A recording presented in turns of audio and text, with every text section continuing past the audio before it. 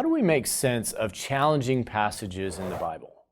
If you've ever read the Bible, you've come across, I'm sure, passages that made you a little bit nervous. You're like, wow, that was in there? It talks about slavery or the way women were treated in the Old Testament in certain ways and descriptions of other things like that. It's like, wow. In the 21st century, we're a lot more morally sophisticated. Here's a basic principle to understand when you come to the Bible.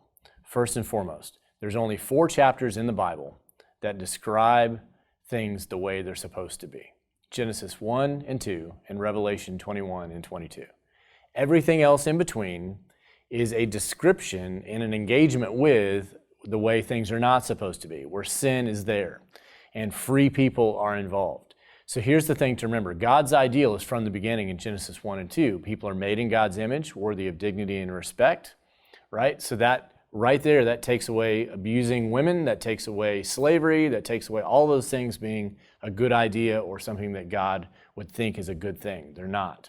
But they're realities in a fallen world that God moves redemptively throughout history towards restoring the way things ought to be. So as you encounter tough passages in the Bible, read context, but also remember that the principle of Genesis 1 and 2 is the dominant theological understanding and the principle, and then you bring that to bear on the way things are not supposed to be, on the way to all things being restored, or eventually Jesus making all things new.